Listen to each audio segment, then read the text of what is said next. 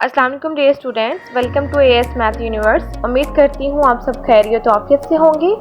आज के lecture start करने से पहले आपसे रिक्वेस्ट है मेरे चैनल को लाइक करें, शेयर करें और सब्सक्राइब करें। लाइक लाजमी किया करें, इससे इंकरेजमेंट मिलती है। तो चलिए आज के टॉपिक स्टार्ट करते हैं। बिस्मिल्लाहिर्रहमानिर्रहीम। डियर स्टूडेंट्स, हमने एक्सरसाइज 1.6 स्टार्ट की हुई है। इसके क्वेश्चन नंबर 1 और क्वेश्चन नंबर 2 को हम सॉल्व कर चुके हैं। उनका लिंक मैं डिस्क्रिप्शन में मेंशन कर रही हूँ। क्वेश्चन नंबर 3 जो है हमारा बिल्कुल क्वेश्चन नंबर 2 की तरह ही है। स्टेटमेंट दी गई है और हमने इससे दो इक्वेशंस बनानी है, उसके बाद उसको मजीद सॉल्व करना है। Two sides of rectangle differ by 3.5 centimetre. Find dimensions of rectangle if its perimeter is 67 centimetre. Rectangle mean हमारे पास एक ऐसी शेप होती है जिसकी आमने सामने वाली साइड्स बिल्कुल बराबर होती हैं और तमाम एंगल्स होते हैं वो 90 के होते हैं। हमें ये बताया गया हमारे पास दो साइड्स हैं, लेकिन हमें ये नहीं बताया गया कि उनकी वैल्यूज क्या हैं। इसलिए हम लेट कर लेते हैं कि हमारे पास लेंथ ऑफ रेक्टेंगल x है और विड्थ ऑफ रेक्टेंगल हमारे पास y है। स्टेटमेंट की फर्स्ट जो हमारे पास लाइन है उसको देखते हैं। उसमें उसने हमें कहा था two sides of rectangle differ by 3.5 centimetre.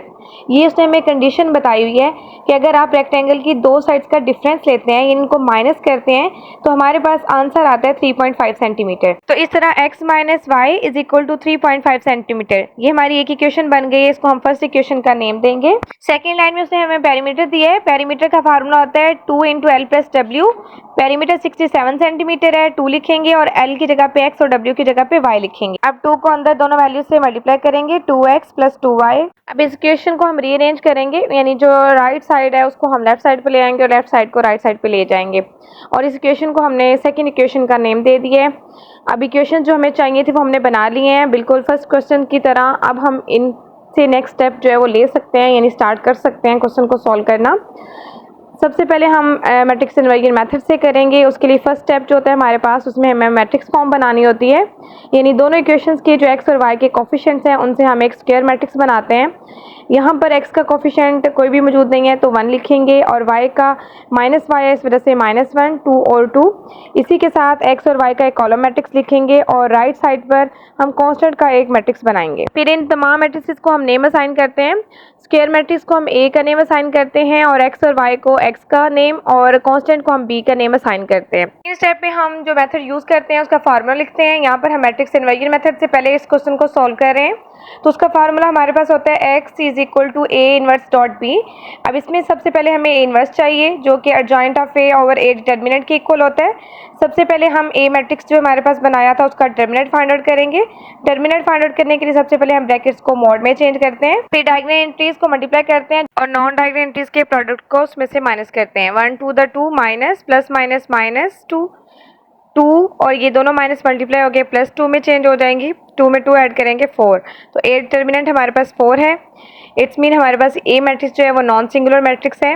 मजीद हम इस क्वेश्चन को कंटिन्यू कर सकते हैं। इनवर्स फाइंड आउट करने के लिए हमें इस ए मैट्रिक्स का जॉइंट भी फाइंड आउट करना है। डायगोनल एंट्रीज हमारी 1 और 2 है, इनको रिप्लेस करेंगे और नॉन डायगोनल एंट्रीज के साइन चेंज करेंगे। +2 को -2 में चेंज किया और -1 को +1 में चेंज कर दिया। अब ए इनवर्स के फार्मूले में हमें ऊपर एडजॉइंट ऑफ ए पुट करना है और नीचे हमारा डिटर्मिनेंट 4 है उसे पुट करेंगे। अब 4 जो है वो एडजॉइंट ऑफ ए की तमाम एंट्रीज को डिवाइड कर रहा है, तो इट्स मीन इसको हम अलग अलग हर एंट्री के नीचे डिवाइड करेंगे। वैल्यूज एक टेबल पर कैंसिल होती हैं, इनको कैंसिल कर लेंगे।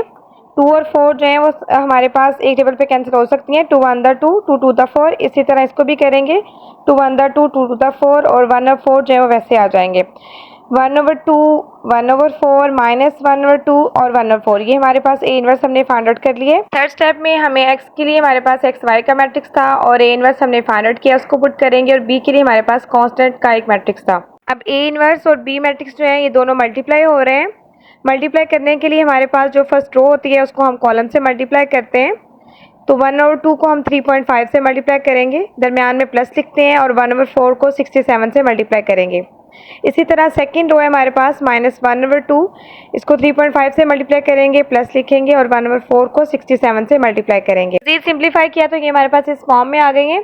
अब इनका एलसीएम लेंगे 4, 2 को 4 पे डिवाइड करेंगे तो 2 आएगा और उसको 3.5 से मल्टीप्लाई करेंगे, प्लस 4 को 4 पे डिवाइड करेंगे 1 और 67 को 1 से मल्टीप्लाई करेंगे। जब भी हमारे पास वैल्यू सेम है, सिर्फ एक वैल्यू माइनस की है, इस वजह से यहाँ पर हम 2 को अब -3.5 से मल्टीप्लाई करेंगे और प्लस 67 को 1 से मल्टीप्लाई करेंगे।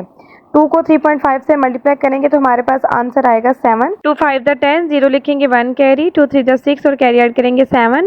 हमें एक डिजिट के बाद पॉइंट चाहिए तो 7 आ जाएगा, पॉइंट के बाद जो 0 है वो ख़त्म हो जाएगा। 7 में 67 ऐड करेंगे। इस तरह नीचे वाली वैल्यू में -7 और 67 को ऐड करेंगे।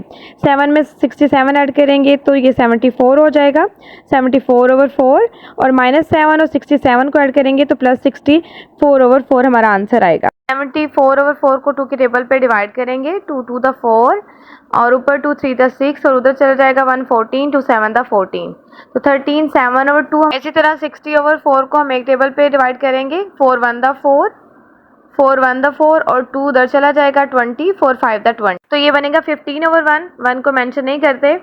अब ये दोनों मैट्रिसेस एक दूसरे के इक्वल मैट्रिस हैं, इट्स मीन की क्रॉसपॉन्डिंग इंट्रीज भी इक्वल है, इसलिए x की वैल्यू हमारे पास 13 7/2 है और y की वैल्यू 15 है। अब ये क्वेश्चन जो है वो हम एक मेथड से कम्प्लीटली सॉल्व कर चुके हैं। हमने वेरिएबल्स की वैल्यूज फाइंड आउट कर ली हैं जो कि हमारे पास डायमेंशंस हैं। अब हम चेक कर लेते हैं अपनी वैल्यूज को। फर्स्ट इक्वेशन को यूज़ कर रहे हैं, x की जगह पे 37/2 लिखेंगे, माइनस y हमारे पास 15 है और 3.5 लिखेंगे।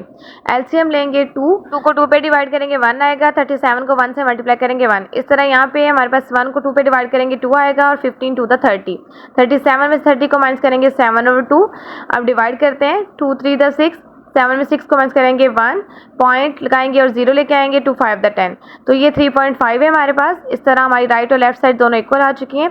इट्स मीन जो हमने आंसर में जो वैल्यूज फाइंड आउट की हैं x और y की वो बिल्कुल करेक्ट है। Dear students, thanks for watching. उम्मीद है आज का लेक्चर आपको समझ आ गया होगा। अगर किसी क्वेश्चन में कोई इशू है तो कमेंट में मेंशन कर दीजिए, मैं आपको रिप्लाई करूँगी। मिलते हैं नेक्स्ट वीडियो में, तब तक अपना ढेर सारा ख्याल रखिएगा। अल्लाह हाफिज़।